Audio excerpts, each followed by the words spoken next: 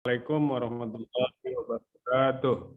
Waalaikumsalam warahmatullahi wabarakatuh.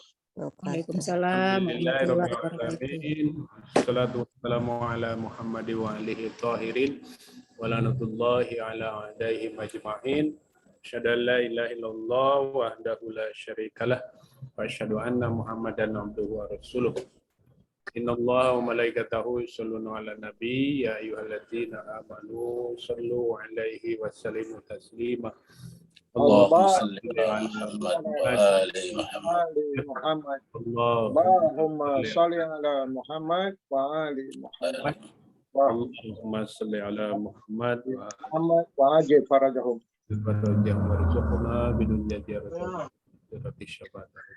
Alhamdulillah wa syukru ala ni'amillah. Puji dan syukur kita panjatkan kehadirat Allah Subhanahu wa taala. Salawat dan salam mudah-mudahan tetap terlimpah kepada junjungan kita Nabi Muhammad sallallahu alaihi wasallam. Mudah-mudahan pada hari ini kita sehat semua dan bisa mengikuti acara rutin kita 2 mingguan kajian tafsir yang hari ini sudah masuk 2 minggu ketiga ya, insyaallah kita akan lanjut terus dan terima kasih kepada Ustadz Muhammad Rusli Malik yang sudah membimbing kita dan ke depan kita akan mendengarkan terus pencerahan dan kajian tafsir. Mudah-mudahan memberikan keberkahan buat kita semua. Kita awali kegiatan hari ini Sabtu tanggal 13 November bersama-sama dengan membaca sholawat dan basmalah. Bismillahirrahmanirrahim. Allahumma shalli ala Muhammad wa ali Muhammad. Allahumma shalli ala Muhammad wa ali Muhammad. Allahumma shalli ala Muhammad wa ali Muhammad wa ajil farajahum. Segera demikian, Ustaz. Mangga waktu dan kesempatan disilahkan. Baik, terima kasih banyak Pak Adik. Sama-sama. Bismillahirrahmanirrahim. Assalamualaikum warahmatullahi wabarakatuh. Waalaikumsalam warahmatullahi wabarakatuh. Alhamdulillahi rabbil alamin.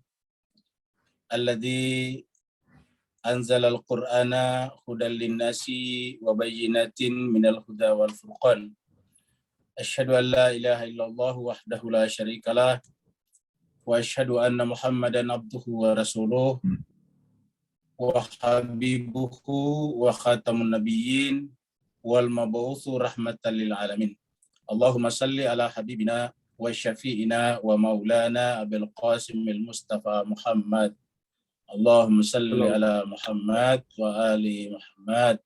Allahumma salli ala Muhammad wa ali Muhammad. Allahumma salli ala Muhammad wa ali Muhammad wa ajil faraja sahil makhraja wa ala alihi wa sahbihi wa man tabi'ahum bisanin ila yaumiddin amma ba'd. Masyiral muslimin wal muslimat rahimakumullah, wa bil khusus host kita Pak Ade Komaludin, juga Mama Eri dan jemaah sekalian, pertama-tama mari kita memperbaharui puji dan syukur kita kehadirat Allah Subhanahu wa taala karena semua yang kita rasakan, semua yang kita ketahui, semua yang kita persepsi selama itu adalah sebuah realitas kenyataan, maka itu pasti berasal dari Allah Subhanahu wa taala. Jemaah sekalian, pada pertemuan kita yang lalu kita sudah sampai di surat Al-Fatihah ayat 1 kita sudah bahas. Ayat 1 adalah kita sebut dengan maqam ilmu. Kenapa? Karena segala sesuatunya memang bermula dari ilmu. Al-Quran juga ayat pertama turun adalah perintah menuntut ilmu atau belajar, yaitu Iqra. Jadi tidak ada agama di dunia ini yang menempatkan ilmu sedemikian pentingnya kecuali ketimbang daripada Islam. Tapi kalau kemudian umat Islam sekarang ini termasuk tertinggal dalam hal-hal literasi, pengetahuan, itu adalah karena kita telah begitu berjarak dengan sumber, dengan inti daripada ajaran Islam sendiri, yaitu Al-Quran. kalau kita semuanya mendekat ke sana, mencoba mendempetkan jiwa kita dengan kitab suci Al-Quran, maka kita akan menjadi pecinta-pecinta pengetahuan. Teman-teman sekalian, mari kita lanjutkan pembahasan kita dengan masuk pada ayat kedua. Sebelum kita masuk ke ayat kedua, mari kita masuk ke screen untuk mendengarkan lantunan ayat suci Al-Quran, yaitu surat Al-Fatihah. Semoga ayat-ayat ini menyejukkan hati kita, dan Allah SWT dengan ayat ini memancarkan cahaya atau nur ilahinya ke dalam jiwa kita, yang nur itu sendiri adalah tak lain daripada Nur Muhammad sallallahu alaihi wasallam. Assalamualaikum warahmatullahi wabarakatuh, Ustaz. Waalaikumsalam warahmatullahi wabarakatuh. Ya, jadi kita masih berbicara tentang surat Al-Fatihah. Surat Al-Fatihah adalah surat nomor 1 dalam urutan mushaf Al-Quran yang kita baca. Al-Fatihah artinya pembukaan, kadang disebut dengan surat Al-Hamd, karena di sini ada kata Alhamdulillahirabbil alamin. Mari kita dengarkan lantunan ayat-ayat suci Al-Quran. Bismillahirrahmanirrahim.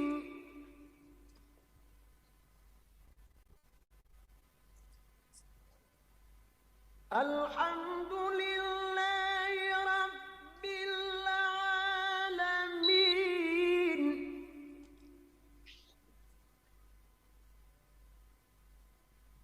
Ar-Rahmanir-Rahim. Ar-Rahmanir-Rahim. Maliki Yaumiddin.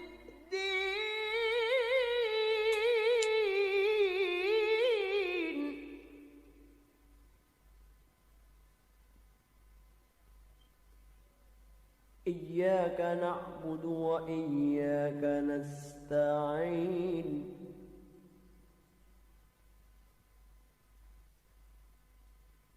Alhamdulillahi rabbil alamin. Ar-Rahmanir-Rahim. Maliki Yaumiddin. Iyyaka na'budu wa iyyaka nasta'in. Ihdinas siratal mustaqim. Siratal ladzina an'amta 'alaihim ghairil maghdubi 'alaihim waladdallin.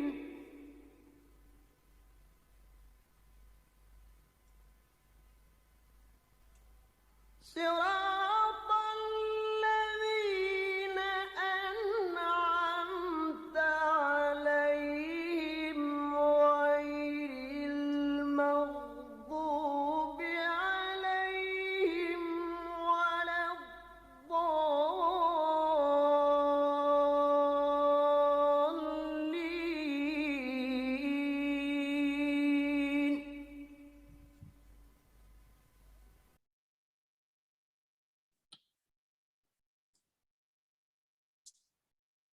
Kita sudah simpulkan dari awal bahwa Al-Fatihah ada 7 ayat, dan 7 ayat ini sekaligus merupakan 7 maqam.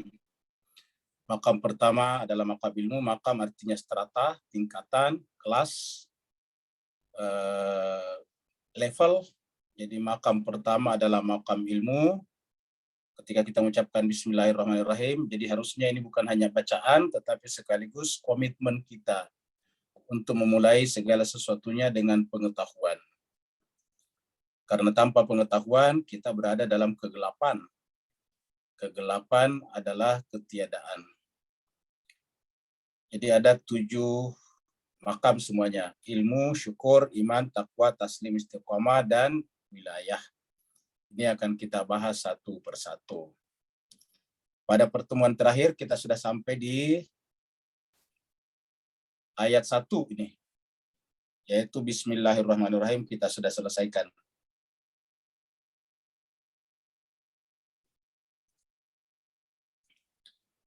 Jadi kita sudah selesaikan ayat 1 ya. Jadi ayat Bismillahirrahmanirrahim ini adalah ayat pertama di setiap surat kecuali surat Al-Bara'ah. Jemaah sekalian, kita simpulkan sebelum kita pindah kepada pembahasan ayat 2 tentang Bismillah. Jadi Bismillah ini adalah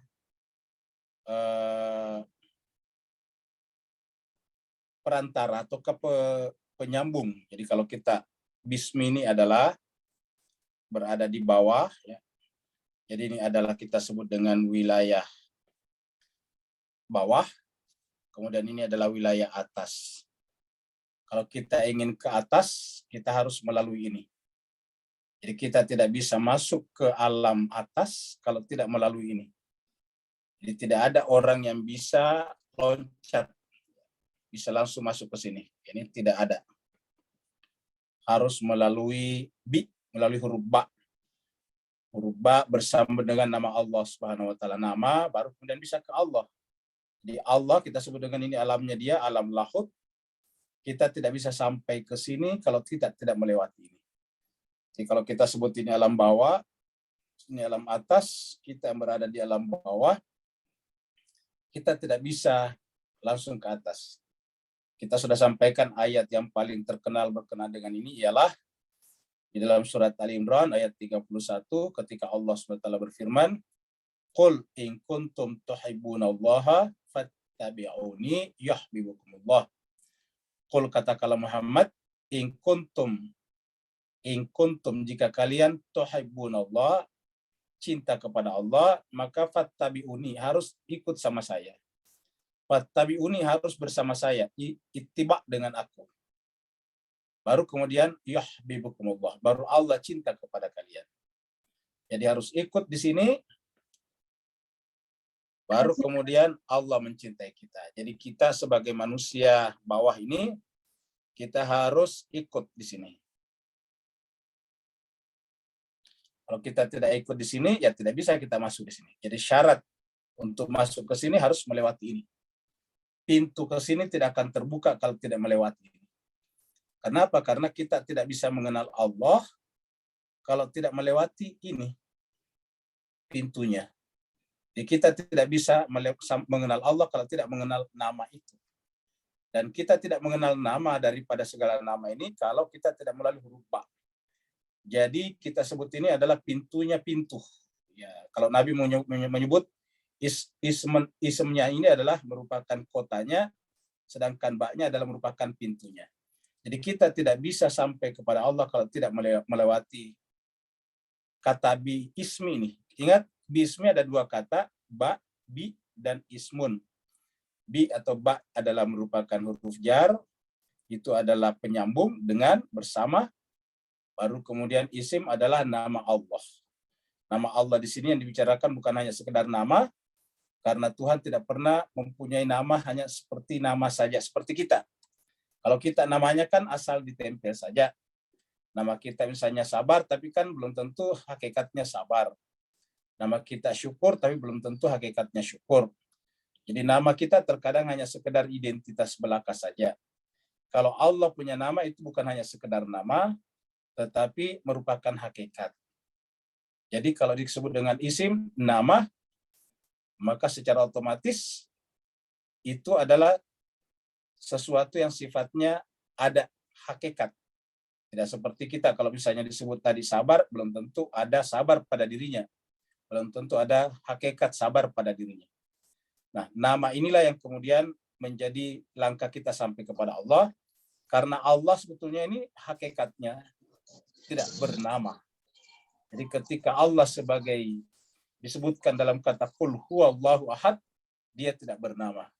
Dia tidak bisa dikenal oleh siapapun kecuali melalui ini. Ini adalah kanzun makhfiyan. Ini adalah perbendaharaan yang tersembunyi. Kita hanya bisa mengenal ini kalau melalui ini. Tanpa melalui ini tetap akan menjadi kan makhfi. Dia tetap menjadi perbendaharaan yang tersembunyi bagi kita. Jadi untuk supaya tidak tersembunyi, kita harus melalui ini. Nah, jadi jemaah sekalian, inilah makam pertama. Makanya jemaah sekalian dikatakan bahwa awalnya agama adalah ma'rifat. Ma'rifat itu adalah mengetahui, mengenal. Ma'rifat dari kata arafa ya'rifu, mengenal. Jadi ma'rifat itu pengetahuan. Jadi tidak bisa kita kalau tidak melewati makam pengetahuan. Dan yang pertama harus kita ketahui adalah Allah. Tetapi kita tidak bisa mengenal Allah kalau tidak melalui namanya. Maka yang paling penting kita ketahui adalah tangga untuk sampai kepada Dia. Persis seperti mana kalau Bapak Ibu sekalian datang ke sebuah gedung-gedung atau pergi ke sebuah rumah bertingkat, maka yang Bapak Ibu cari untuk naik ke atas adalah tangga. Jadi yang pertama kita cari kalau kita ingin naik ke tempat-tempat yang tinggi atau ke gedung-gedung yang bertingkat atau rumah-rumah yang berlantai 2 dan 3, yang pertama kita cari adalah tangganya di mana. Karena kita tidak bisa sampai ke atas kalau tidak melalui tangga tersebut. Nah, ini kita sudah bahas Bapak Ibu sekalian, Ar-Rahman Ar-Rahim kita pending sampai ayat ketiga. Hari ini kita masuk pada ayat kedua. Alhamdulillahi Rabbil Alamin. Jemaah sekalian, kalau kita lihat 4 patah kata di sini, ada alhamd, ada lillah. Lillah sebetulnya di sini ada 2 kata. Ada li itu adalah huruf jar, milik, bagi, milik. Kemudian Allah, jadi li Allah, baru kemudian ada Rabb, baru kemudian ada alam, alamin. Jadi di sini sebetulnya ada 5 kata. Yang pertama adalah alhamd, yang kedua adalah li, kemudian Allah, terus kemudian Rabb, kemudian al-alamin. Cuma memang dalam bahasa Arab, li itu biasa tidak disebut dengan kata, tapi disebutnya dengan harf jar namanya. Nah, jadi jemaah sekalian, kita mulai dari kata alhamd.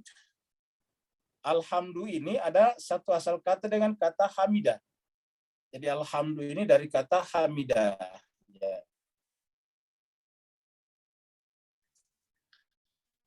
Jadi kalau alhamdu, ya. Jadi alhamdu ini dari kata hamidah, yahmadu. Jadi kata hamidah. Hamidah, yahmadu, memuji. Ya.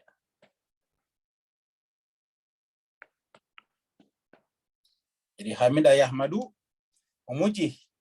Nah, jemaah sekalian berbahagia, dari rentetan kata-kata ini lahirlah nanti pertama kata hamdun, hamd, ya. Hamdun. Yang kalau dikasih alif lam di depannya ma'rifah menjadi alhamdu, ya. Ini kalau ini nanti tambah dengan alif lam, jadilah alhamdu. Kemudian dari kata ini lahir kata hamidah yahmadu, lahir kata Ahmad. Ahmadu. Ahmad, yang paling terpuji. Dari kata ini lahir kata Muhammad. Lahir kata Muhammad. Dari sini lahir kata Hamid. Hamid. Ada kata Hamidun Majid. Dalam Al-Quran ada kata Hamid.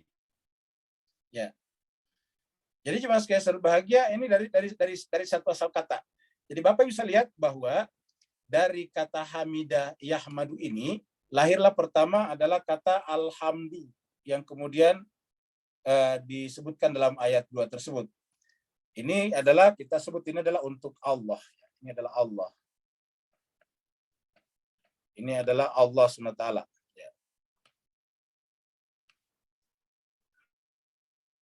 Ini adalah Allah. Kemudian ini juga yang terakhir adalah Allah juga. Hamidun, Hamidun. Innaka Hamidun Majid. Ini Allah juga. Kemudian ini adalah Ahmad dan Muhammad adalah Rasul Allah. Rasulnya. Jadi kita lihat jemaah sekalian berbahagia, kata Hamd, Ahmad, Hamdun, Hamid adalah satu asal kata. Dan kita lihat jemaah sekalian berbahagia bahwa karena kita tidak mampu mempersepsi hamd, yaitu tadi dia, yang kita sebut dalam kata Allah tadi di atas ini. Ada kata Allah tadi di sini. Kita tidak bisa mempersepsi huwa, yaitu dia. Makanya kita hanya beri gelar dia. Qul huwa. Dia itulah Allah yang pantas disembah satu-satunya. Jadi Allah, kita sudah terangkan, adalah zat satu-satunya yang pantas disembah. Ilah-ilah yang lain tidak pantas. Kenapa? Karena merupakan berasal dari dirinya. Tidak ada suatu realitas pun, tidak ada suatu apapun yang tidak berasal dari Allah. Maka yang harus kita sembah adalah asal, sumber dari segala sesuatu. Sumber dari segala sesuatu itulah yang pantas disembah. Itulah disebut dengan ilahun, baru dikasih alif lam ma'rifah. Kita sudah terangkan. Allahu, Allah. Jadi Allah adalah zat satu-satunya yang pantas disembah. Karena kita tidak mampu memahami, mempersepsi dia, kita sebut saja dengan dia. Qul huwa, katakanlah dia. Siapakah dia itu? Yang kita sebut Allah, dan bagaimanakah dia? Ahad, tunggal. Tunggal murni. Tunggal wujudnya dan tunggal zatnya. Itu adalah Allah Subhanahu wa taala. Nah, jemaah sekalian berbahagia. Nah, karena Allah ini adalah segala sesuatunya sebagai sumber, maka secara otomatis orang memuji atau tidak memuji, dia terpuji. Kenapa? Karena segala sesuatu yang ada berasal dari dirinya. Kalau kita misalnya dipujikan, nanti berbuat dulu. Kita berbuat. Kalau Tuhan tidak. Karena segala sesuatu, berbuat atau tidak berbuat, segala sesuatu ada secara inherent. Ada secara potensial pada dirinya. Kalau kita kan sebetulnya, misalnya kita bikin mobil. Mobil itu tidak inherent pada diri kita. Besinya, aluminiumnya bukan dari diri kita. Tapi kalau Allah, segala sesuatu yang ada, itu berasal dari dirinya. Apa sebabnya? Karena dia yang awal, tidak ada sesuatu yang ada selain dirinya. Kalau kita lahir kan sudah ada bahan bangunan, sudah ada bumi, sudah ada sudah ada besi, sudah ada karet, sudah ada macam-macam. Kita kemudian merakit, merangkai. Baru kemudian lahirlah misalnya karya kita. Disebut misalnya dengan mobil, kereta, disebut dengan rumah misalnya. Itu adalah karya kita. Tapi kalau karyanya Tuhan, ya tidak ada bahan bangunan yang ada di luar dirinya. Tidak ada apapun yang ada selain dirinya pada awalnya. Karena tidak ada yang ada selain dirinya pada awalnya, maka segala sesuatu yang ada selain dirinya sekarang adalah hakikatnya dari dirinya. Karena segala sesuatu hakikatnya pada dirinya, ketika belum ada semuanya, disebut dengan semuanya hanya merupakan tersembunyi pada ketersembunyiannya. Yang disebut dengan kuntu kanzan makhfiyan. Tadinya saya adalah perbendaharaan yang tersembunyi. Karena dia ingin dikenal, maka kemudian diciptakan semuanya. Jadi artinya apa, jemaah sekalian berbahagia? Kalau kita lihat tadinya dia tidak ada, lalu kemudian dia menciptakan semuanya untuk kita kenal, maka sebetulnya caranya Allah mengenal dirinya sendiri. Ketika Tuhan mengenal dirinya, maka kemudian terciptalah segala sesuatu yang lain. Itulah sebabnya kita akan sampai kepada Allah, ma'rifat dengan benar kepada Allah, apabila kita berhenti pada ketiadaan. Kita hilang, yang ada hanya Allah. Namanya fana. Kalau kita masih merasa ada, berarti masih selalu ada dualitas. Kita syirik sebetulnya. Nah, jemaah sekalian terbaik, karena segala sesuatu berasal dari dirinya, maka satu-satunya yang pantas dipuji adalah dia. Sebelum dia berbuat, dia sudah terpuji. Sebelum dia berbuat, dia sudah terpuji. Nah, jemaah sekalian terbaik, karena dirinya itu sendiri adalah pujian. Ingat, pujian. Dirinya sendiri adalah pujian. Jadi pujian sebetulnya bukan datang dari kita. Datang dari Allah, karena secara inherent, secara potensi sudah ada pada dirinya. Maka ketika kita memuji dia, hanya menempatkan sesuatu pada tempatnya. Justru kalau kita memuji diri kita atau memuji sesama makhluk, salah. Pujian satu-satunya yang benar adalah ditempatkan pada Allah. Kenapa? Karena segala sesuatu berasal dari Allah. Jadi ketika kita sudah memuji dia, berarti kita sudah menempatkan segala sesuatu pada dirinya. Nah, jemaah sekalian terbaik, karena dia adalah yang terpuji, maka jemaah sekalian berbahagia, ketika dia menciptakan segala sesuatu, pasti terpuji. Ulangi lagi, karena Allah itu adalah maha terpuji. Alhamd dari kata hamdun, alhamd. Ya, jadi kata-kata alif lam di sini ma'rifah menunjukkan bahwa semua pujian kita yang lain tidak benar. Sama tadi dengan ilah. Jadi ini sama dengan ilah. Jadi jemaah sekalian kembali lagi ke pembahasan kita sebelumnya. Ya. Jadi dari kata ilahun ini, ya, ilahun. Ya. Ada yang pakai mat di sini, ilahun. Ya. Ilah artinya dari kata alaha, kata ba. Kitabun sesuatu yang ditulis, ilahun sesuatu yang disembah. Ketika sesuatu itu sudah dikenal bahwa dialah satu-satunya yang pantas disembah, maka kemudian ditambah di depannya alif lam ma'rifah. Tambah alif lam di sini. Kalau ini digabung, maka kemudian hamzanya, alifnya dihilangkan, maka kemudian bergabung menjadi Allah, double Allah. Jadi kalau kita hapus ini, ya, maka kemudian ini kita tarik masuk ke sini, ya. Maka menjadilah Allah Subhanahu wa taala, ya. Coba dirangkai, maka ini dirangkai menjadi Allah. Nah, jadi Allah ini cuma sekali berbahagia adalah satu-satu yang pantas disembah. Nah, sama dengan hamd. Hamd juga begitu, hamd, ya. Hamdun, ya. Tadinya ilahun. Begitu masuk alif lam ini kan sudah tidak boleh lagi jadi berdama, bertanwin, ini menjadi menjadi dhamma saja. Begitu juga dengan ini. Ditambah di sini dengan alif lam ma'rifah, ya. Nah, jadi ketika kita sudah mengenal bahwa segala sesuatu itu bermula dari dia, huwal awwalu, dialah yang awal, artinya tidak ada yang ada selain dia sebelumnya, maka segala sesuatu yang ada sekarang berasal dari dirinya. Sebelum ada semuanya ini, semua yang ada adalah inherent, melekat tak terpisahkan, inherent namanya. Ataukah biasa itu dengan potensial ada pada diri Tuhan, secara potensi. Kalau bahasa terkenal di Indonesia, secara laten ada di dalam dirinya Tuhan. Maka segala sesuatu ketika memancar keluar, yang dipujikan adalah Dia. Maka satu-satunya yang pantas dipuji adalah Allah itu. Ketika satu-satunya yang pantas dipuji, dikasih alif lam ma'rifah. Menjadi alhamdulillah. Satu-satunya yang pantas dipuji. Nah, ketika Sang Maha Terpuji ini menciptakan segala sesuatu, ini ketika dia menciptakan sesuatu, maka pasti ciptaannya itu adalah terpuji. Maka kita bisa pastikan ketika pertama kali memancarkan potensi atau inherent tadi pada dirinya Tuhan, maka yang muncul keluar adalah yang paling terpuji. Namanya Ahmad. Ya. Namanya Ahmad. Ini adalah artinya yang paling terpuji. Nah, jemaah sekalian berbahagia. Jadi inilah. Jadi ketika masih ilmunya Tuhan, masih berada secara potensi dalam dirinya Tuhan, dan akan keluar menjadi sebuah ciptaan atau menjadi sesuatu yang tercipta, maka yang muncul adalah Ahmad. Kenapa? Karena dia selalu melakukan sesuatu yang terbaik. Karena dia terbaik berarti terpuji. Ketika Ahmad ini mencapai derajat, itu kan terus-menerus memancar itu keluar sampai menemukan yang disebut dengan wujud jasadi, maka dia menjadi Muhammad. Menjadi Muhammad. Jadi dia menemukan wujud jasadinya menjadi Muhammad. Ya. Jadi ketika dia menemukan wujud jasadinya, dia menjadi Muhammad. Ya. Jadi Ahmad jadi Muhammad. Nah, Bapak Ibu jemaah sekalian berbahagia, maka ketika Allah Subhanahu wa taala yang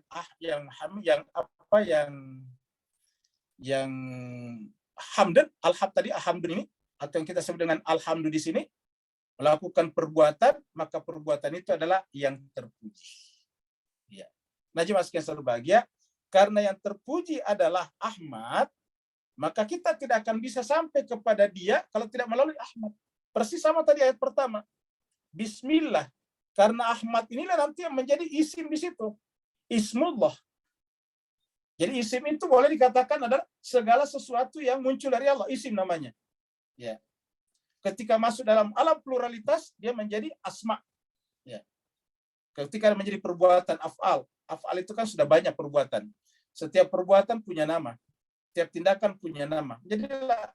Jadilah jamak. Ya. Dan dari sisi rohani, Ahmad juga kemudian Ketika masuk dalam wujud jasadi juga, kemudian dia menjadi plural juga. Ketika masih di dalam sini, dia wujudnya masih tunggal. Ya. Orang-orang menyebutnya dengan a'yan ats-tsabitah. Nah, ketika dia keluar jemaah sekalian berbahagia, dia menjadi jamak plural, maka asma'nya juga kita kenal menjadi jamak, tetapi tetap kita tidak bisa sampai kepada Allah kalau tidak melalui nama tersebut. Melalui Ahmad ataukah Muhammad ini. Nah, jadi jemaah sekalian berbahagia, jadi pada saat kita memuji dia, Allah, pertanyaannya bagaimana caranya sampai kepada pujian itu? Kalau seandainya kita tidak mengenal Muhammad. Adakah di muka bumi ini yang bisa memperkenalkan kepada kita Allah secara sempurna? Sesempurna yang diperkenalkan oleh kitab suci, terutama Al-Quran. Kita belajar filsafat, kita belajar sains, kita belajar kebudayaan manusia di berbagai penjuru dunia. Tidak ada satu kebudayaan manapun, tidak ada satu sistem kepercayaan manapun, tidak ada satu filsafat manapun, tidak ada satu ideologi manapun yang bisa memperkenalkan kepada kita tentang zat yang maha sempurna itu kecuali melalui kitab suci, dan itu dibawa oleh Muhammad. Jadi sebetulnya ketika kita mengatakan alhamdulillah segala puji bagi Allah, melalui siapa kita memujinya? Melalui Ahmad, Muhammad. Tidak bisa kita sampai kepada dia kalau tidak melalui Ahmad atau ke Muhammad. Itulah sebabnya jemaah sekalian berbahagia, kita bisa mengatakan alhamdulillahirabbil alamin di sini. Kita bisa mengatakan ini ya karena ada Al-Qur'an kan. Kita mengatakan bahwa Allah itu terpuji di seluruh alam ya karena ada ayat ini mengatakan begitu. Kalau seandainya kita tidak berjumpa dengan Islam, tidak berjumpa dengan kitab suci ini, ya kita tidak pernah tahu bahwa ternyata Allah itu yang terpuji. Jadi kita memuji Allah itu melalui siapa? Melalui Muhammad. Karena Muhammad yang membawa ini. Jadi ketika Allah Subhanahu wa taala menyampaikan agama ini kepada kita, sebetulnya dia menyampaikannya melalui Ahmad yang terpuji itu. Ketika masih berada di alam sana, alam potensi. Nah, jemaah sekalian serba, jadi nilai sudahnya segala puji. Diartikan dengan segala pujian milik Allah. Jadi bisa dikatakan kita tidak akan pernah sampai kepada Allah kalau tidak melalui Ahmad juga. Karena kita tidak mengenal Alham atau kan nanti disebut dengan Al-Hamid kalau kita tidak melalui Ahmad dan Muhammad. Itulah sebabnya jemaah sekalian berbahagia, Allah mengatakan innallaha wa malaikatahu yusalluna 'alan nabi. Artinya apa? Allah dan malaikat, kalau bahasa awamnya, Allah dan malaikat itu untuk dikenal adalah melalui dirinya Muhammad. Maka wahai manusia, kenalilah kami, Allah dan malaikat melalui Muhammad. Jadi kalau kita bahasa awamkan itu surat 33 ayat 56, innallaha wa malaikatahu yusalluna 'alan nabi. Mari kita lihat supaya lebih jelas ya. Supaya lebih jelas kita lihat surat 33 ya.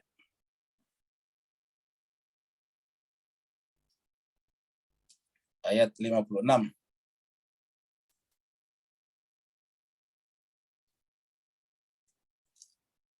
Nah, jemaah sekalian, kita lihat di sini. Innallaha wa malaikatahu. Ini Allah.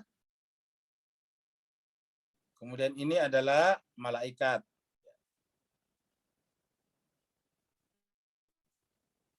Sungguhnya Allah wa malaikatahu dan malaikat yusalluna. Nah, ketika Allah menggunakan kata-kata yusalluna di sini, ya, yusalluna ini bahasa yang gampang dimengerti Pak Ustaz sekalian. Kan terkadang kita bingung apa itu artinya selawat. Allah dan malaikat bersalawat kepada Nabi. Kalau kita lihat tafsir-tafsir, ada yang mengartikan berarti Allah dan malaikat merahmati Muhammad. Banyaklah. Kita menggunakan bahasa yang paling gampang dicerna.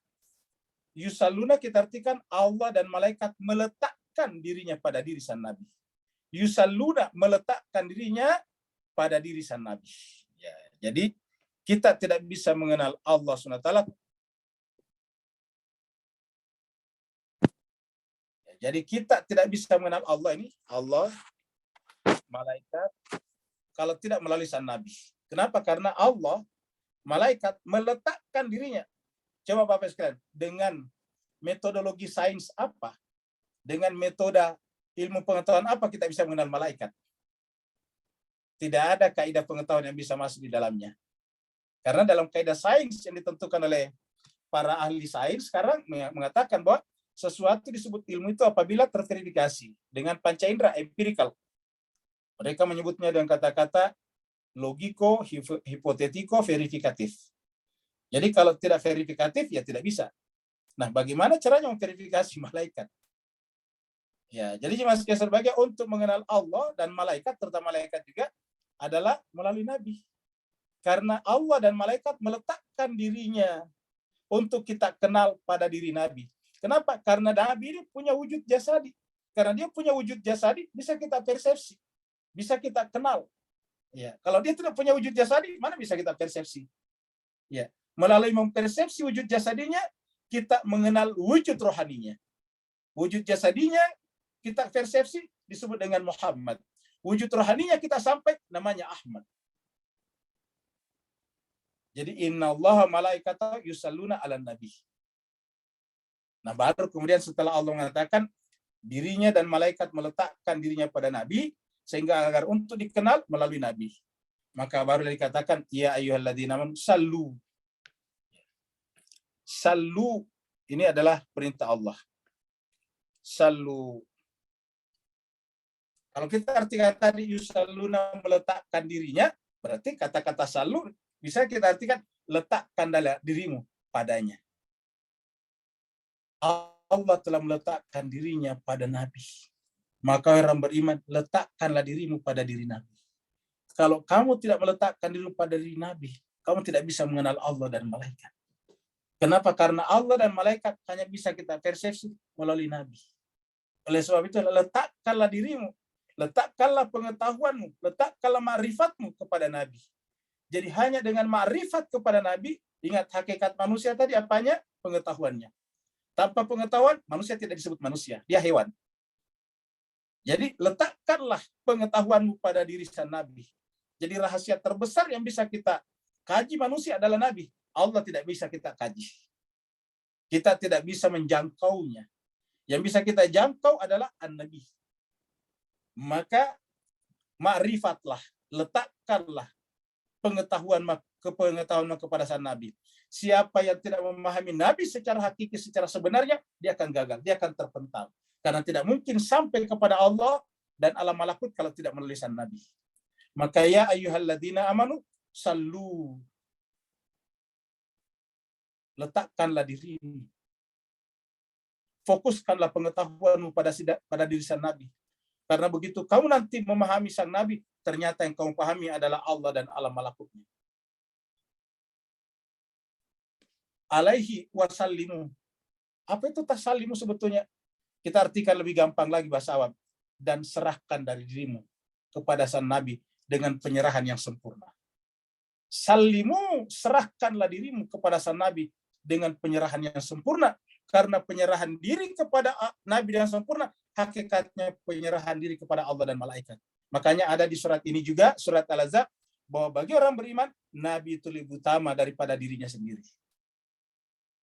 Aula min anfusihim, lebih utama daripada dirinya sendiri. Jadi sallimu, berserah dirilah.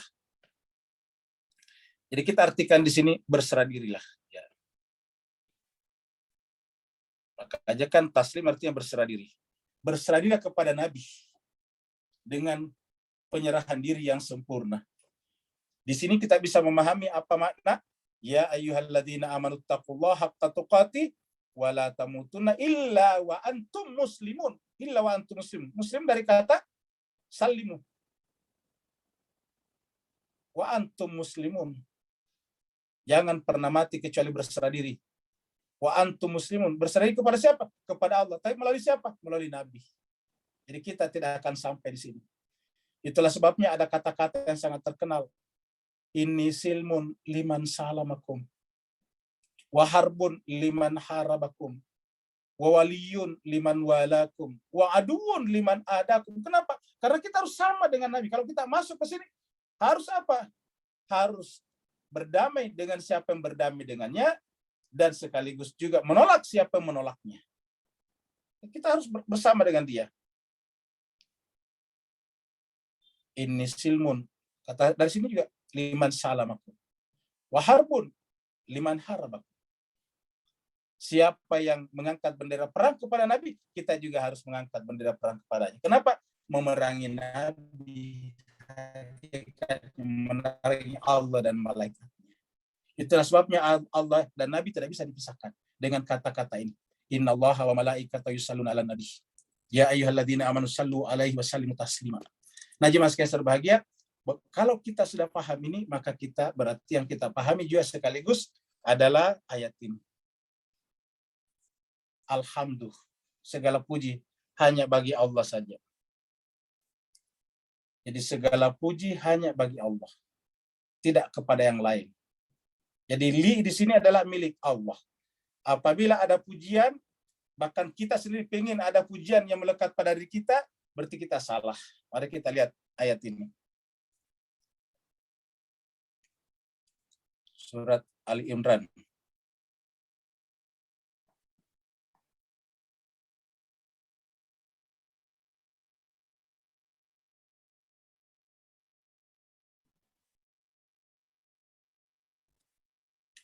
Allah berfirman, la tahsabanna alladziina yafrahu. Janganlah menyangka. Tahsaban itu mengira, engkau mengira. Alladziina, bahwa orang-orangnya yang yafrahu, merasa senang. Bima, atau dengan apa yang mereka datangkan. Maksudnya mereka perbuat. Janganlah menyangka bahwa orang-orang yang berbahagia dengan apa yang mereka datangkan, mereka ciptakan, yang mereka lakukan, yang mereka ciptakan, yang mereka kreativitaskan, membuat peradaban, membuat apa saja. Janganlah menyangka. Wa yuhibbuna, dan mereka suka.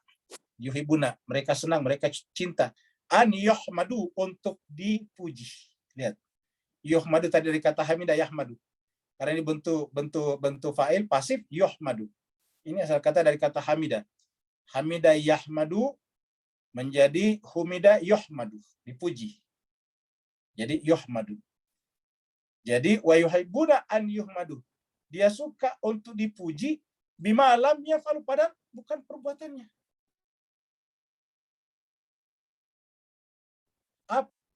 Kalau ada perbuatan yang dialamatkan kepada kita, itu keburukan. Dan keburukan itu sebetulnya adalah kekurangan perbuatan yang tidak sempurna. Karena semua perbuatan adalah tindakan Allah. Ya. Jadi wa yuhibbuna an yuhmadu, mereka suka untuk dipuji. Ya. Mereka suka untuk dipuji, ayyuhmadu. Ya. Bima lam yaf'alu, padahal dia tidak melakukannya. Nah, jemaah sekalian, mari kita lihat misalnya surat ini. Ya, ini kita lihat lagi Al-Quran yang lain. Ya. Surat 37.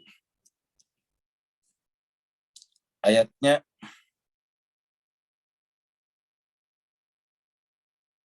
ya kurang lebih segini ya.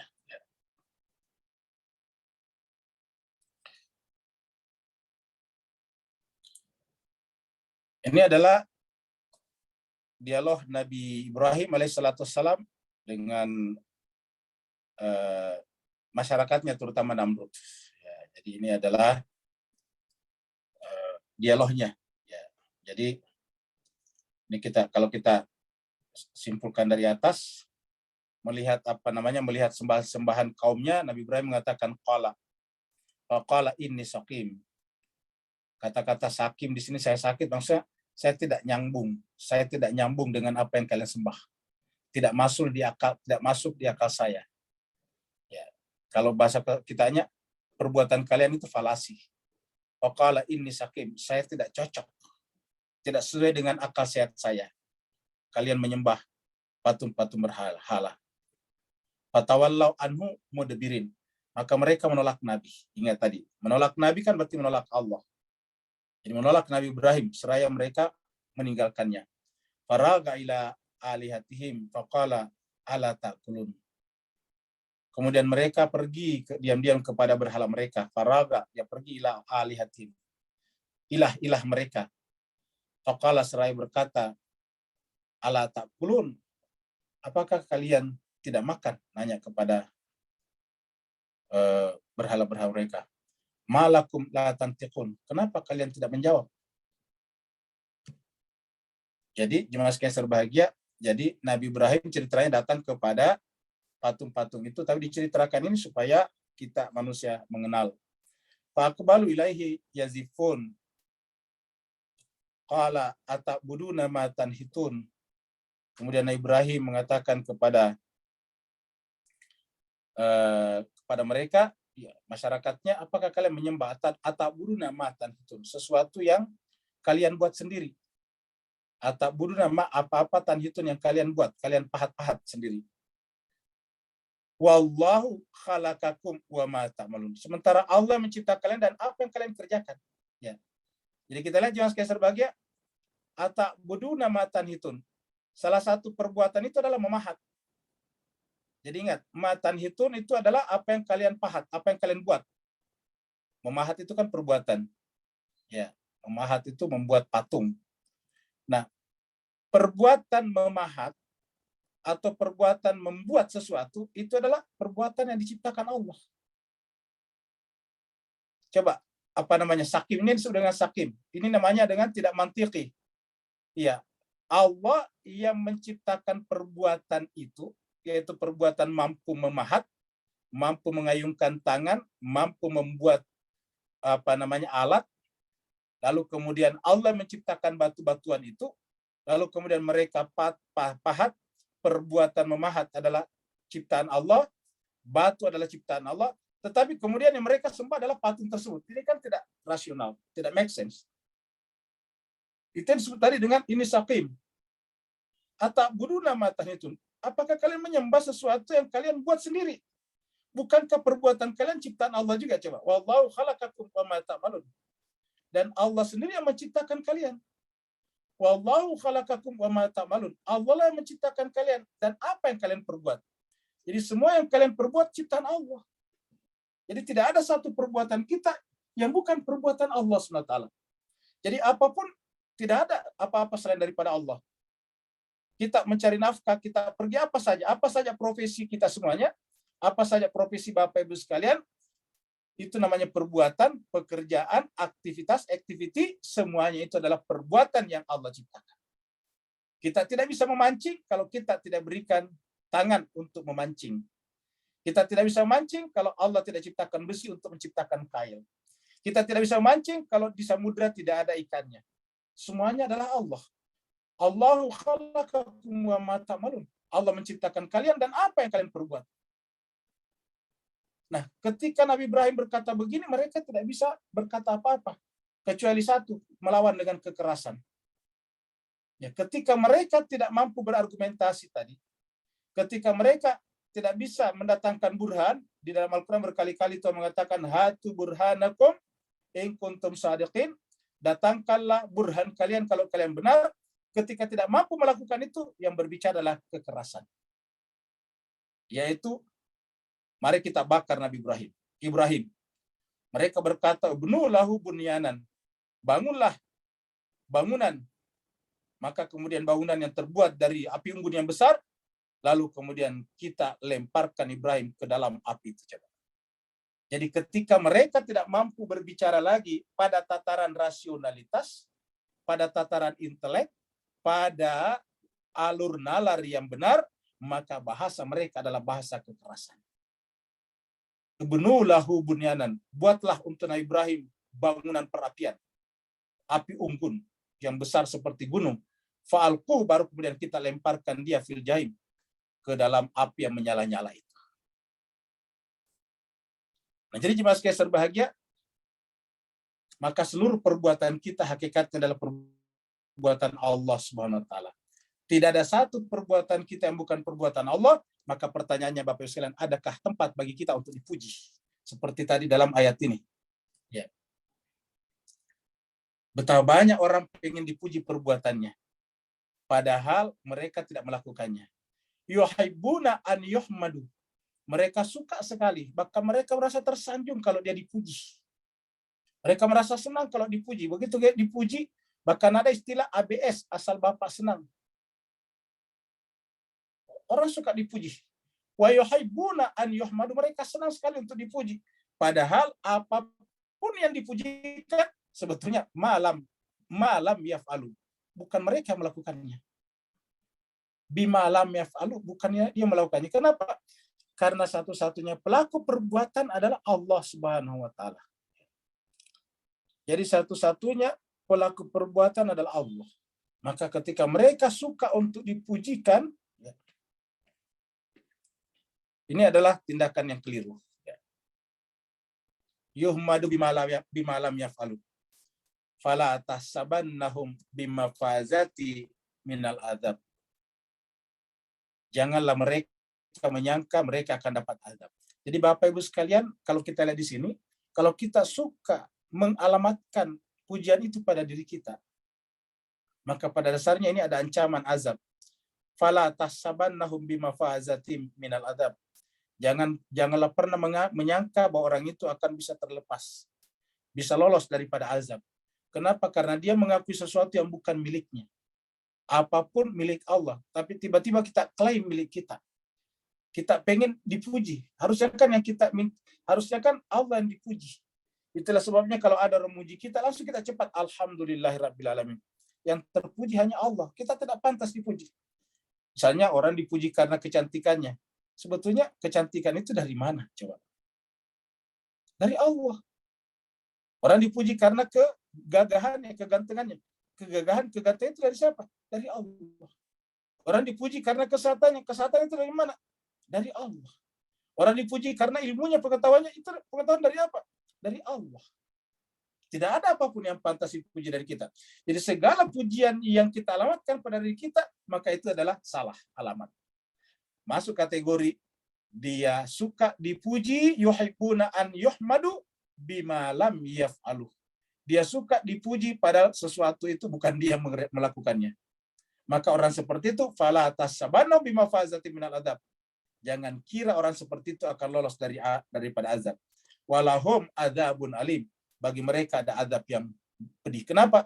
Karena dia pengen dipuji atas apa yang bukan dia kerjakan. Tidak ada apapun yang tidak bersumber dari Allah Subhanahu wa taala. Nah, jemaah sekalian berbahagia. Jadi kita sudah lihat kata alhamdulillah ini. Ya. Jadi segala pujian apapun ini hanya dialamatkan kepada Allah. Li adalah milik Allah. Kata-kata milik, ya, li ini adalah milik. Jadi kalau kita tulis di sini, lillah itu, jadi li, ya, li di sini adalah milik. Jadi ini li baru tambah dengan Allah. Ya. Allahu ya. Karena ada li nanti menjadi ke bawah sini ya, lillahi. Jadi li baru tambah Allah. Jadi li ini milik. Nah, jemaah sekalian berbahagia. Yang namanya milik itu sebetulnya kalau kita mau bicara hakikat, itu adalah ketidakterpisahan. Contohnya begini Pak Bu sekalian. Kalau ada mobil yang ditabrak di jalan, tergores misalnya, dan dia bukan mobil kita, kan tidak ada rasa sedih di hati. Tapi kok kenapa ya ketika mobil yang tergores atau yang ditabrak itu adalah milik kita, tiba-tiba ada rasa sedih di hati? Coba Bapak sekalian, bukankah hakikatnya sama-sama mobil? Ya. Jadi kita ada di sini nih. Ya. Kita ada di sini. Ya. Kemudian mobil itu ada di sini. Ya. Mobil itu ada di sini. Ya. Mobil itu ada di sini. Ya. Ada dua mobil. Nah sekarang, ini adalah mobil kita. Ini adalah mobil kita. Sedangkan ini adalah mobil orang lain. Kita coret. Nah, katakanlah ini adalah ditabrak. Ya. Kenapa kita tidak bersedih ya? Tapi begitu ini yang ditabrak, kita bersedih. Coba, maka sama-sama mobil. Jaraknya sama-sama di luaran. Sama-sama di jalan, kita ada di rumah. Kok kenapa kita bersedih di sini? Kenapa tidak bersedih di sini? Ya. Jawabannya sederhana. Karena kita tidak menyatu dengan ini. Jadi milik itu sebetulnya adalah kemenyatuan secara emosional.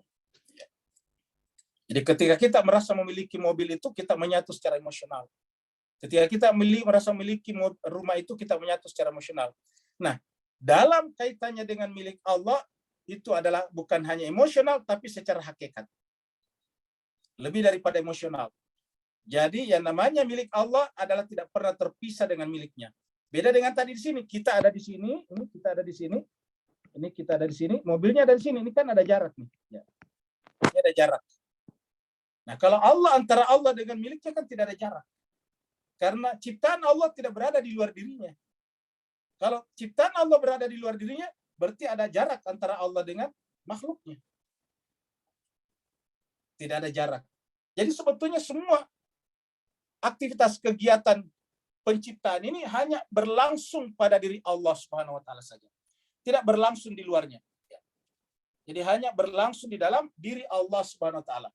Bukan di luarnya, karena kalau di luarnya berarti kan ada dua entitas, makhluk dan khalik. Sedangkan ini adalah satu kesatuan yang tidak pernah terpisahkan. Nah, karena ini adalah satu kesatuan yang tidak terpisahkan, disebutlah dengan kata-kata lillah. Ya. Kata-kata lillah di sini. Ya. Nah, jadi kalau ini kita anggap tidak ada jarak, ya, tidak ada jarak. Ini satu kesatuan, maka disebut dengan li, ya. Kepemilikan. Nah, itulah menyebabkan segala puji tak terpisahkan dengan Allah SWT, karena apa saja yang dipujikan itu adalah makhluknya. Jadi ini adalah dari sisi Allah Subhanahu wa taala. Nah, karena segala sesuatu miliknya, maka secara otomatis alam yang tercipta ini adalah dari dirinya. Ya, kan begitu. Alhamdulillahi rabbil alamin. Segala puji bagi Allah seluruh sekalian alam. Bapak Ibu jemaah sekalian berbahagia, mau sebentar dulu ya.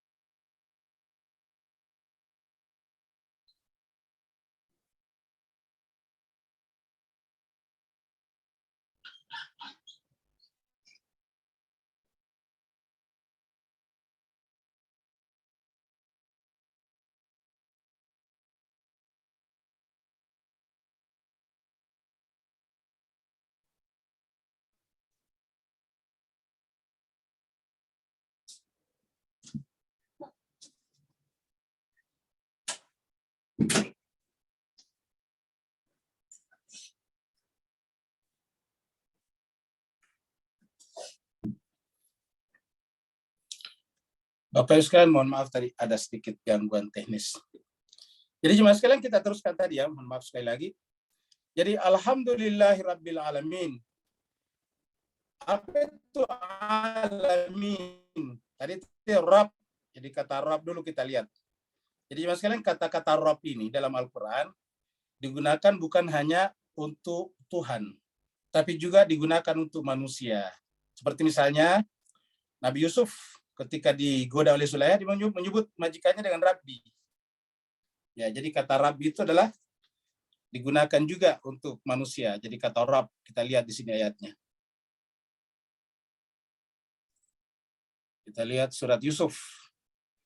Di surat Yusuf bahkan digunakan beberapa kali kata Rabb ini.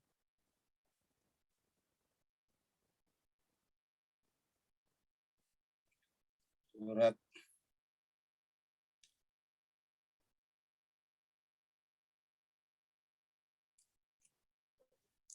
ini ayat 23.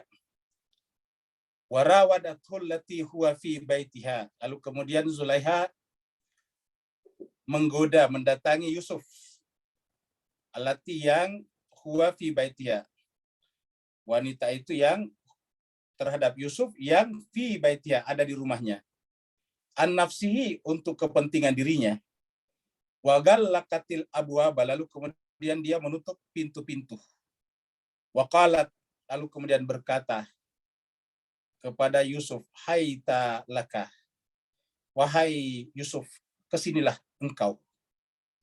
Qala, apa jawaban Yusuf? Nabi Yusuf menjawab, ma'adallah innahu rabbi. Ma'azallah, aku berlindung kepada Allah, innahu, sungguhnya dia Allah. Sesungguhnya dia, hunya di sini bukan Allah. Jadi kita lihat jemaah sekalian ya. Kalau kita lihat secara sepintas, karena di sini ada kata Allah, ya, maka kita menganggap dhamir hu di sini adalah kembali kepada Allah. Ya. Seakan-akan ini hu-nya kembali kepada Allah. Ya. Ma'adzallah innahu, aku berlindung kepada Allah, innahu. Ya, para ahli tafsir dan saya kira ini yang tepat.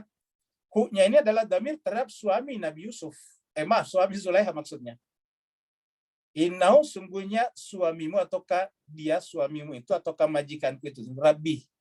Innahu Rabbi. Ya. Sungguhnya dia Rabbi, adalah Tuanku. Ahsana maswaya, yang telah memelihara aku dengan baik, memperlakukan aku dengan baik. Rabbi, ingat jelas sekalian kata Rabbi sini muncul. Ini muncul di sini kata Rabbi ini. Ya.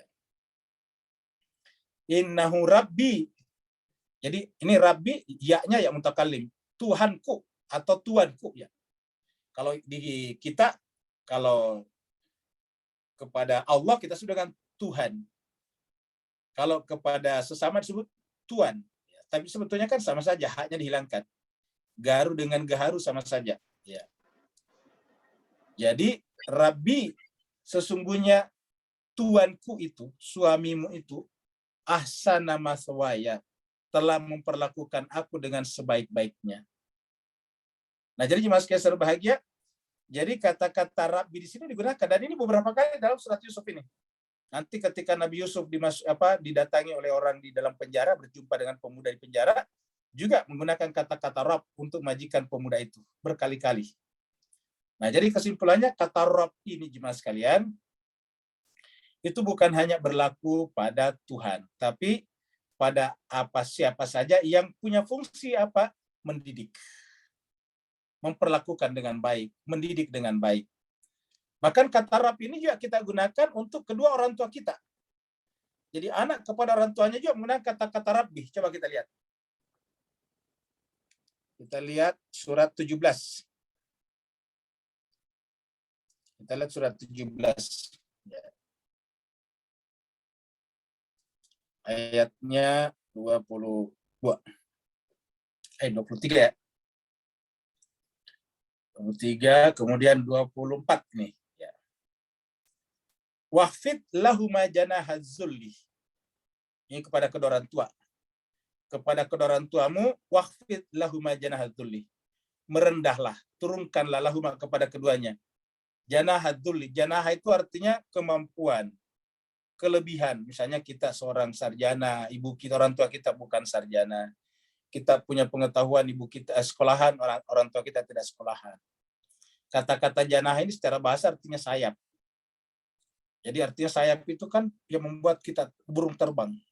Jadi yang membuat kita ini menjadi seperti ini kan, misalnya kita punya ilmu, kita punya harta, kita punya pangkat dan jabatan, semuanya itu tidak boleh kita merasa memilikinya di hadapan orang tua. Maka kepada kedua orang tuamu rendahkan. Hilangkan janah kemampuan dirimu itu. Karena semua yang kamu miliki berasal dari orang tuamu. Adzul, rendahlah. Minar rahmah, dengan penuh kasih sayang. Waqul, dan berdoalah untuknya. Rabbi, wahai Tuhanku. Ini Rabbnya di sini kan Allah. Rabbi, wahai Tuhanku. Irhamhuma, Rabbirhamhuma. Irhamhuma, sayangilah keduanya. Kama, sebagaimana Rabb, ini Pak, kata Rabb juga di sini. Kama Rabbayani shaghira. Rabbaya, kenapa? Karena dua. Rabbaya. Rabbi, wahai Tuhanku, kasihanilah keduanya sebagaimana Rabbayani. Inilah luar biasanya doa ini, Pak Bus sekalian. Dari doa ini saja kita bisa menganalisis tentang Rabb. Karena kan, ya Allah, wahai Tuhanku, kasihanilah kedua orang tuaku itu, irhamhuma. Dia tidak mengatakan kama rahmayani, kan harusnya sini kama rahmayani, kan begitu. Tapi tidak mengatakan kama rahmayani, tapi kama rabbayani. Kan ini dasarnya tadi kata irham ya, rahimah. Ya Allah, kasihanilah, sayangilah keduanya. Harusnya kan sebagaimana keduanya menyayangi aku waktu kecil. Tetapi berubah menjadi kata Rabb. Apa sebabnya? Karena orang tua adalah perwakilan daripada Rabb. Sebagaimana tadi majikan yang memberikan kehidupan kepada kita juga adalah representasi daripada Rabb. Jadi Rabbirhamhuma kama rabbayani shaghira. Jadi kesimpulannya kata Rabb itu adalah mengandung makna mencipta, mendidik dan mengatur. Ya. Jadi kata mencipta, mendidik dan mengatur. Ya.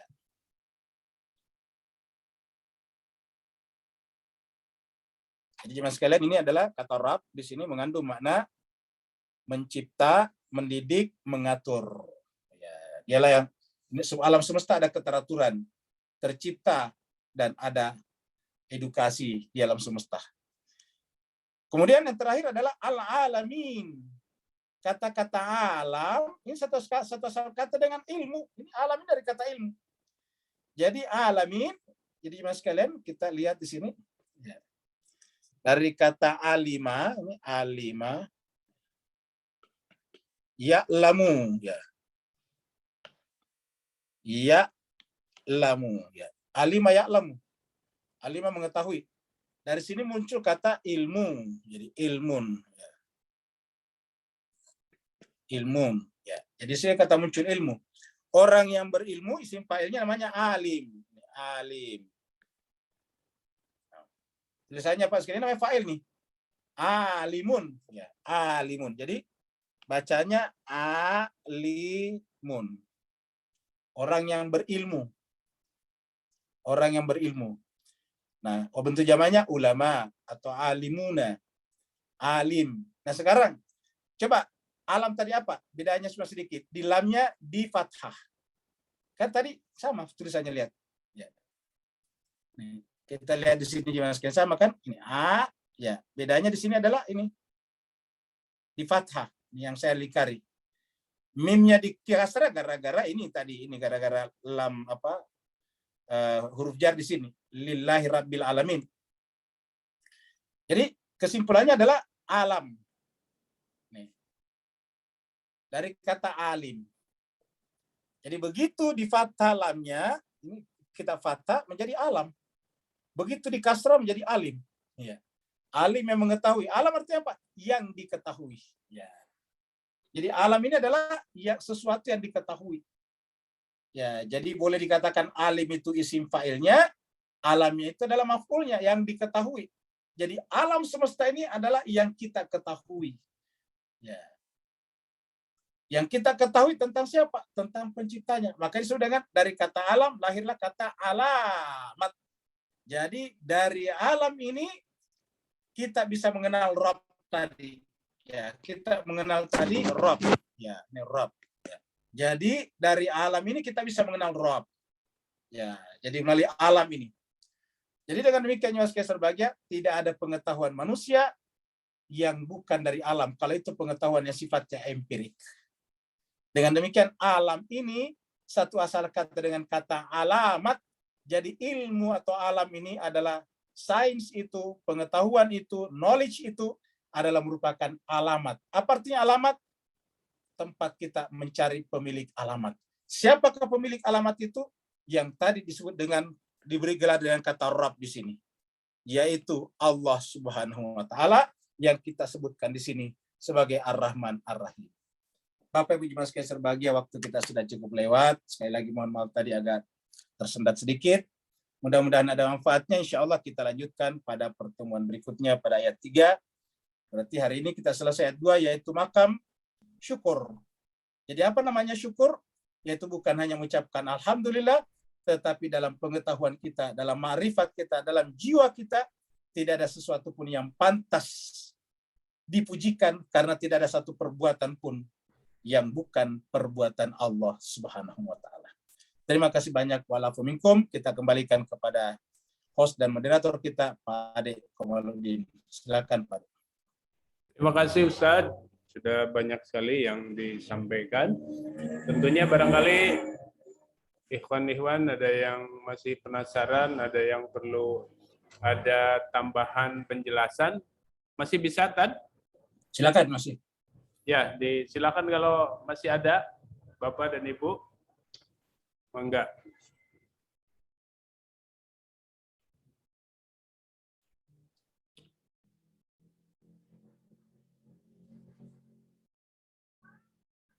Pak Yuyu ada?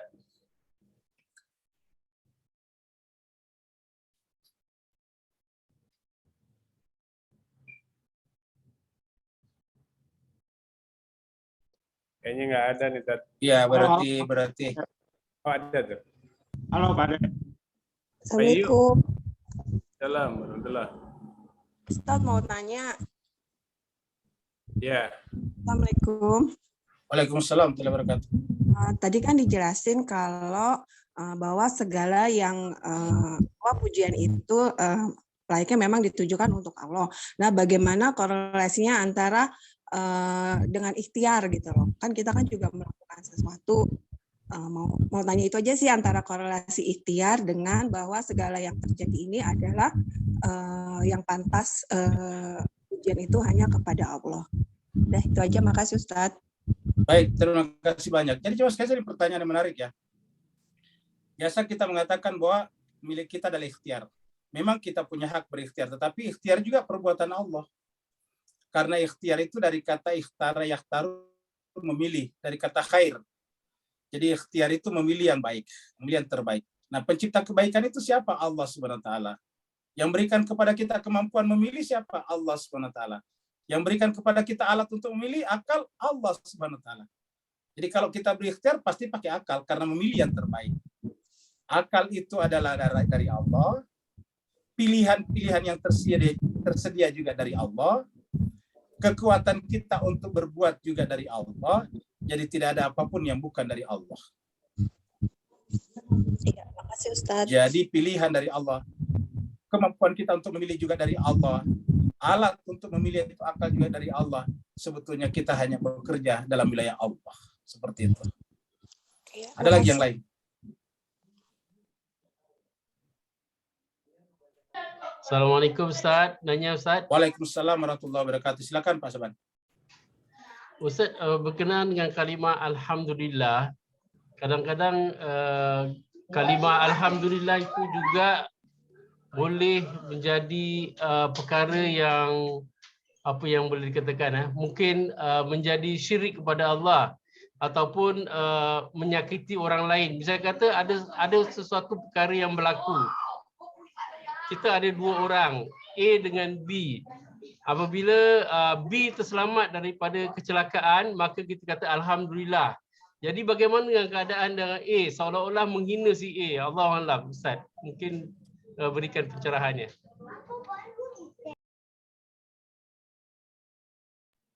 Baik, terima kasih banyak Pak Saban. Ini adalah pertanyaan yang sangat menarik ya. Ada renungan yang sangat menarik.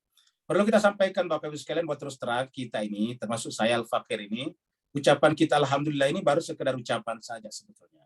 Belum terhayati sampai ke dalam relung-relung hati kita, ke dalam jiwa kita.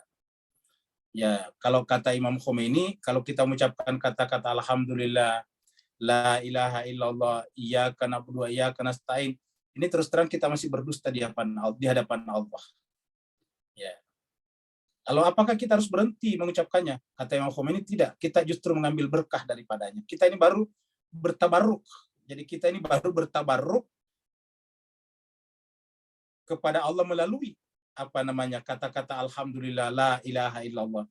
Kita mengucapkan la ilaha illallah, tidak ada ilah selain Allah, tapi hati kita masih mengilahkan pangkat dan jabatan kita, masih mengilahkan pasangan hidup kita, masih mengilahkan harta benda kita, masih mengilahkan kehidupan kita, takut mati misalnya. Ya. Seperti itulah. Jadi oleh sebab itulah kita ini belum masih sekedar ucapan saja. Begitu juga dengan kata Alhamdulillah. Kalau kita mengucapkan Alhamdulillah, itu tadi lebih sebetulnya memuji diri kita. Alhamdulillah saya masih bisa makan. Berarti kita memuji diri kita bisa makan. Padahal bisa makan itu kemampuan dari Allah. Belum lagi dengan seperti yang dikatakan Pak Syaban tadi, yaitu bahwa ada kejadian, ada dua perkara yang menimpa A dan B. Ya, ataukah kita dan orang lain. Karena kecelakaan kita selamat, kita mengatakan Alhamdulillah saya selamat. Nah, kan begitu. Alhamdulillah saya selamat. Jadi yang mati itu tidak baik dong. Ya, kan begitu penafsirannya. Padahal yang mati juga itu baik. Ya. Yang meninggal itu juga kebaikan. Orang yang meninggal itu kebaikan. Tidak ada keburukan pada orang meninggal, kecuali kalau dia bunuh diri. Apa sebabnya? Dengan meninggal itu satu, kata Nabi. Kalau dia meninggal, kalau dia orang penjahat, maka dengan meninggalnya dia berhenti kejahatannya. Ya, berarti kan berhenti dosanya. Itu kebaikannya, kematian. Sedangkan kalau dia orang baik, orang saleh, dia meninggal, dengan meninggal dia segera menuai, memanen, mendapatkan hasil usahanya. Jadi kematian itu selalu adalah kebaikan. Jadi tidak ada orang yang meninggal kecuali ada kebaikan pada dirinya. Maka orang yang takut mati adalah orang yang tidak memahami makna kematian. Oleh sebab itulah ketika ada orang mati dalam kecelakaan dan kita hidup mengatakan Alhamdulillah, sebetulnya ini tidak bagus. Ya, kalau kita tahu maknanya, berarti biarlah dia mati, saya sih hidup. Ada kebakaran, toko kita, kedai kita tidak terbakar, Alhamdulillah, berarti biarlah yang lain terbakar. Seakan-akan yang seperti itu. Tapi inilah bahasa awam. Inilah pentingnya kita belajar. Jadi makanya ketika ada kejadian-kejadian, harusnya jemaah sekalian berbahagia, yang kita ucapkan seperti itu adalah innalillahi wa inna ilaihi rajiun. Kita semuanya ini berasal dari Allah dan pasti akan kembali kepada Allah Subhanahu wa taala. Seperti itu. Ya, terima kasih Ustaz. Alhamdulillah. Ada lagi Pak Bu yang lain? Sama-sama Pak Syaban. Ustaz, ini yang tadi nyambung ini ya, yang mengenai segala sesuatu itu kan ikhtiar juga pada hakikatnya memang dari Allah. Jadi semuanya serba Allah. Kalau begitu perbedaannya dengan Jabariyah di mana? Perbedaan dengan paham Jabariyah yang serba kita ini kan digerakkan oleh Allah. Ya. Jadi cuma sekali serbahagia, perbedaannya adalah dia tidak menggunakan perbuatan Allah. Jadi Jabariyah tidak berbuat dengan perbuatan Allah. Iya. Karena orang yang tidak berikhtiar berarti tidak berbuat dengan perbuatan Allah. Kita katakan tadi ikhtiar itu perbuatan Allah. Jadi kalau dia tidak berikhtiar berarti tidak berbuat dengan perbuatan Allah. Dan orang yang tidak berbuat dengan perbuatan Allah adalah bukan menciptakan perbuatannya sendiri, tetapi kurang. Ya, begitu. Tidak sempurna perbuatannya. Jadi kita manusia ini cuma melakukan perbuatan Allah atau kurang perbuatan kita. Kita tidak bisa menciptakan perbuatan kita sendiri. Ya. Kita sampaikan tadi, misalnya mencuri. Mencuri itu bukan perbuatan kita, perbuatan Allah juga. Cuma kurang. Apa kurangnya? Kurang ngomong, tidak izin kepada pemiliknya. Coba kalau lewat di depan rumahnya Pak Ade. Pak Ade, ini ada mangganya bagus, saya ambil dulu ya. Silakan Pak Ustadz. Ya kan tidak nyuri namanya. Tapi kalau saya ambil tidak bilang kan nyuri namanya. Jadi nyuri dan tidak nyuri hanya itu saja. Ya. Mohon maaf misalnya berzina dia tidak berzina, apa bedanya? Sama-sama perbuatannya. Ya. Apa yang menyebabkan satu salah satu benar? Kurang akadnya. Kamu gitu. Ketika tidak ada akadnya kan berarti salah namanya. Jadi ketika kita minta izin tadi saya ambil mangganya itu akad namanya. Jadi sebetulnya yang ada adalah perbuatan yang kurang sempurna. Nah, seperti itu. Iya. Betul. Jadi yang perbuatan membunuh itu Pak Ade adalah perbuatan yang baik. Kalau kita tidak mampu membunuh tidak bisa hidup. Ya. Bayangkan kalau kita tidak bisa membunuh. Bagaimana bisa makan ayam? Bagaimana bisa makan sapi? Bagaimana bisa makan kambing? Ya. Kalau tidak bisa menipu, bagaimana caranya kita bisa main sepak bola? Bagaimana kita bisa main bulu tangkis? Bagaimana kita bisa mengambil ikan di lautan kalau tidak bisa menipu? Semua perbuatan itu adalah baik. Yeah. Yang namanya olahraga itu perbuatan tipu menipu. Yang disebut pemain sepak bola terkenal adalah yang paling lincah tipu menipunya. Ya. Jadi tergantung meletakkannya ya. Nah, seperti itu. Kurang, tadi istilahnya kurang, Pak Dek. Ya. Kurang positioning. Iya, betul. Itu aja sih sebetulnya. Ya. Betul. Ya, sekarang kalau tak nipu ikan, tak dapat ikan saya. Ikan pakai umpan plastik saja. Iya, itu kan menipu Pak Saban. Nipu. Menipu ikan. Yang namanya Pak Saban kalau suka nonton sepak bola, yang namanya eksekutor penalti sepak bola itu adalah penipu ulung itu. Ya. Jadi semakin hebat menipu, semakin gampang masukkan bola ke gawang. Ya. Pak Ade ada lagi tuh di chatroom pertanyaan Pak Ade. Oh gitu ya, belum dibuka. Iya. Mana Ustadz, kalau semua dari Allah, peran manusia ada di mana? Iya. Ya, peran manusia berbuat dengan perbuatan Tuhan. Jadi tidak boleh orang pasif. Makanya kita harus berbuat dan berbuat terus-menerus. Jangan tidak berbuat, jangan pasif, berbuatlah terus-menerus. Sampai kapan? Faiza faragta fansab, sampai kepada Tuhanmu. Wa ila rabbika muntahaha, kepada Tuhanmu lah akhir daripada semuanya. Jadi makanya harus berbuat, karena kalau tidak berbuat kurang namanya. Misalnya tidak menafkahi keluarganya, itu kan kurang namanya, perbuatannya kurang. Ya. Jadi kita harus berbuat.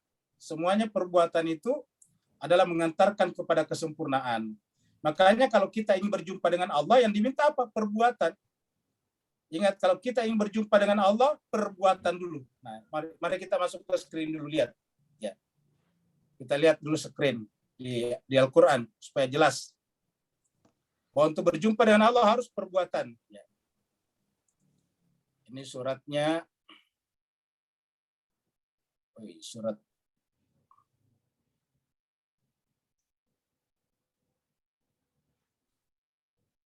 Suratnya Al-Kahfi, ayatnya ayat 110. Coba Bapak sekalian ikuti ayat ini. Allah berfirman, "Qul," katakanlah, "innama," hanya saja, "ana basyarun," aku ini adalah basyar, manusia biologis, mislukum, seperti kalian. Bedanya ialah yuha ilayya, diwahyukan kepada saya. Annama, bahwasanya, ilahukum, ilah kalian, ilahun wahidun, ilah kalian itu ilah yang satu. Kalau dia plural berarti bukan ilah kalian. Faman kana yarju, maka siapa nih? Maka man siapa? Karena pada dirinya ada yarju harapan, kerinduan, keinginan liqa'a berjumpa Rabbi dengan Tuhannya. Jadi siapa yang pada dirinya ada harapan, ada kerinduan, ada keinginan, ada cita-cita untuk berjumpa dengan Tuhannya, maka apa syaratnya? Fal, maka lamnya di sini namanya lamul amr, perintah. Fal ya'mal amalan salihan, harus melakukan perbuatan saleh, amal saleh. Apa itu amal saleh? Amal yang sempurna. Kalau tidak sempurna, berarti bukan amal yang saleh. Kalau merusak, ya bukan saleh namanya. Jadi kalau perbuatannya merusak, bukan saleh. Jadi fal ya'mal amalan salihan, beramal dulu. Baru kemudian jangan syirik nih. Kalau di masyarakat kita itu kan justru syirik dulu yang dibicarakan. Padahal berdasarkan ayat ini, fal ya'mal amalan saliha wala yusyrik bi ibadati rabbih ahada. Yang pertama sekali adalah beramal. Fal ya'mal amalan saliha wala yusyrik bi ibadati rabbih ahada. Apa itu amal saleh? Amal yang berdasarkan tadi yuha ilayyah. Ilmu yang diwahyukan kepada saya. Karena tidak ada amal tanpa ilmu. Dan puncak ilmu adalah wahyu. Seperti itu. Jadi dengan demikian, amal yang menentukan. Amallah semuanya yang bisa membuat kita berjumpa dengan Allah SWT. Jadi kalau ada orang seperti dikatakan tadi, maka itu karena dia tidak beramal. Ya, tidak berbuat. Selama kita berbuat dan berbuat, perbuatan itu membawa kita kepada kesempurnaan jiwa. Ada lagi? Saya Ustadz, maaf mau nyambung. Silakan. Barusan yang yarju liqo arobihi oleh kaum pesuluk malah diterjemahkannya perjumpaan dengan Allah itu di dunia katanya Ustadz, bukan setelah nanti gitu. Bagaimana penjelasannya Ustadz? Benar, memang itu yang dimaksud. Jadi siapa yang berjumpa dengan Allah harus beramal, menyempurnakan jiwanya. Dengan menyempurnakan jiwanya dia sampai kepada kesempurnaan. Karena kan sebetulnya kita ini bergradasi posisinya dengan Allah tergantung kesempurnaan jiwa.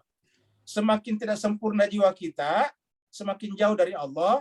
Semakin sempurna jiwa kita, semakin dekat kepada Allah. Kenapa? Karena puncak kesempurnaan adalah Allah. Jadi gradasi itu sempurna. Nah karena Nabi itu adalah yang paling sempurna, maka dia yang paling dekat dengan Allah. Dia adalah cahaya di atas seluruh cahaya kenabian. Seperti itu. Ya. Terima kasih Ustadz. Ya, sama-sama. Jadi berjumpa di situ terutama di dunia, bukan di akhirat.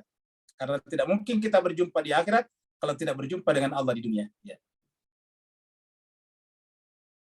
Jumpa dalam maknawi ya. Jumpa Ya. spiritual ya. Ya, betul. Ya. Berjumpa yang paling penting adalah ma'rifat, Pak Adi. Karena sebetulnya semua yang bersifat indrawi ini sebetulnya adalah meragukan. Yang tidak meragukan itu justru yang ditemukan oleh jiwa atau akal pikiran kita. Iya. Udah habis ya, Tad? Ya, baik. Iya. Sekira demikian, Ikhwan semua, ini curahan ilmu yang luar biasa. Mudah-mudahan memberikan keberkahan buat kita semua. Dan kita doakan mudah-mudahan Ustadz sehat terus, panjang umur dan Amin ya Rabb. penuh keberkahan buat kita semua. Amin. Kira demikian acara kajian tafsir untuk hari ini, dan insya Allah 2 minggu yang akan datang kita akan sambung masih surat Al-Fatihah ayat 3 ya, dan 3 insya Allah. Saya kira demikian, kita akhiri dengan baca hamdalah dan sholawat. Alhamdulillahirabbil alamin. Allahumma shalli ala Muhammad wa ali Muhammad. Allahumma shalli ala Muhammad wa ali Muhammad. Allahumma shalli ala Muhammad wa ali Muhammad wa ajib farajahum. Terima kasih Ustaz.